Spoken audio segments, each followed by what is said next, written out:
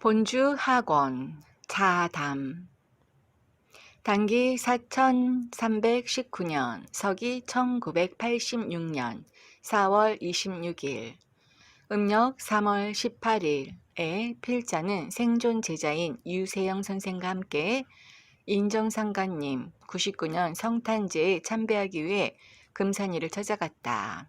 처음으로 참회하러 간 필자는 이제야 비로소 내가 철이 조금 들어가는구나 하는 생각도 들었다. 인정상가님이 평소에 사셨던 집은 서 있는 필자의 머리끝이 지붕 처마 끝에 닿을 만한 작은 집으로서 부엌 하나에 방이 둘이었다. 유세영 선생은 이 집이 얼마 전까지만 해도 초가집이었는데 근래 새마을 운동으로 지분 개량을 하여 기하를 올리게 되었다고 말씀해 주었다. 필자의 얕은 소견으로는 그 어른이 정녕 이러한 집에서 수만 명의 문도를 거느렸을까 하는 의심이 들 정도였다. 이때 우리보다 먼저 오신 노인들이 딜 안에서 의옷을 벗고 무너진 돌담을 쌓고 있었다.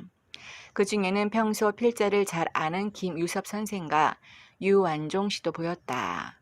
이 노인들도 다 옛날에 인정상가님을 추종했던 분들이라 하였다.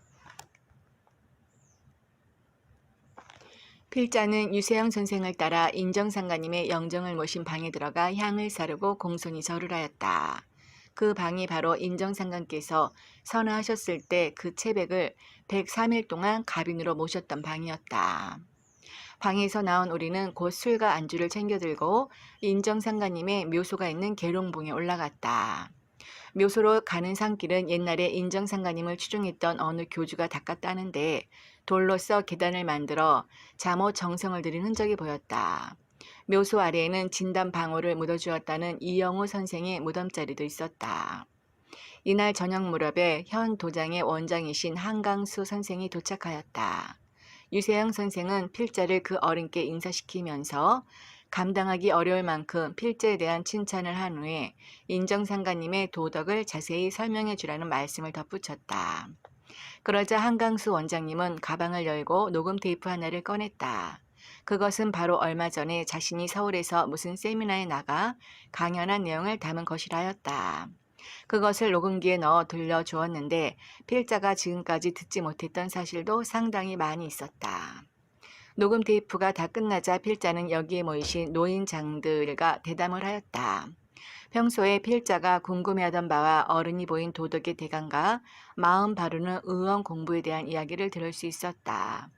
그 문답 내용을 대강 간추려 아래와 같이 적어보았다. 필자, 어른께서 운명하실 때 도인들이 흔히 말하는 자타를 하셨는지요? 한강수, 아니다. 보통 사람과 같이 누워 계셨다. 필자, 어른께서 선하하셨을 때 추종자들 마음은 어떠했는지요? 임상화, 우리는 그 어른께서 꼭 무슨 일을 하실 것으로 믿었는데 그렇게도 허망할 수가 없었다. 필자, 상여소리가 먼데 사는 추종자들에게도 들렸다는데 사실인가요? 한강수, 지금도 다들 그 일을 기이하게 여기고 있다. 필자, 인정상가님을 추종했던 무리가 수만 명이었다는데 그분의 성탄제에 참여하는 사람이 어찌 이처럼 적은지요. 김영곤, 어른을 추종했던 이들 가운데 허령 들린 자들이 그 연비를 달고 나가서 무슨 종교를 꾸며댔기 때문에 여기는 이처럼 못난 늙은이들만 남아있다. 필자, 그러한 종파가 몇이나 되는지요? 유세영, 50여 파가 넘는다. 필자, 그들은 대개 누구를 숭상하였는가요?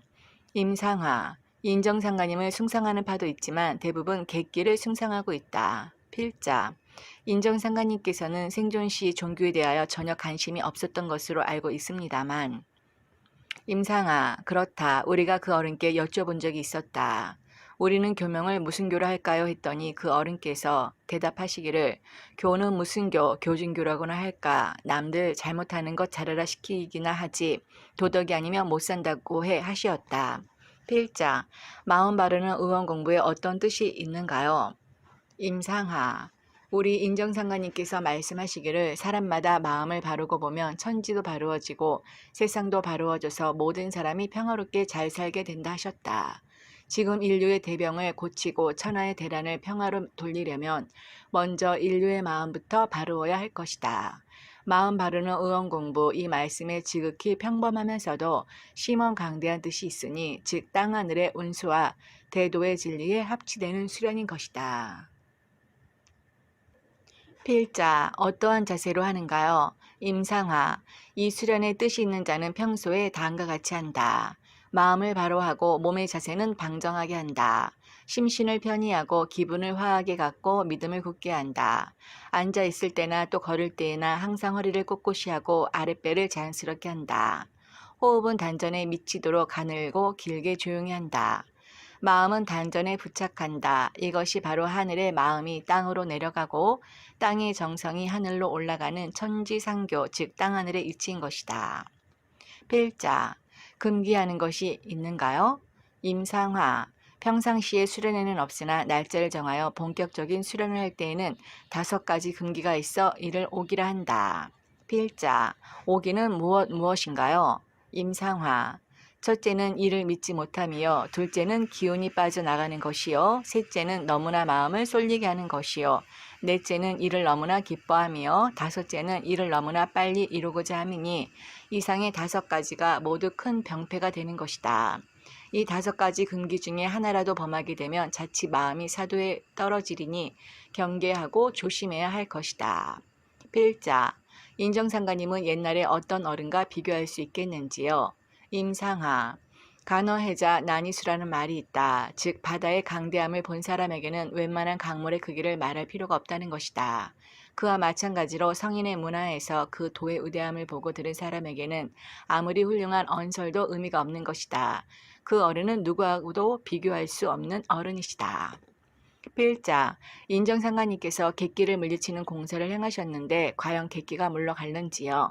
임상하, 상제, 증산 대선생께서도 서교는 신명의 박대가 심하니 감히 성공하지 못하리라 말씀을 하신 일이 있었으며 우리 어른께서는 직접 그 무도한 객기를 물리치는 공사를 행하셨으니 의심치 않는다. 필자, 땅하늘의 공사를 가장 쉬운 말로 표현해서 말씀해 주셨으면 합니다.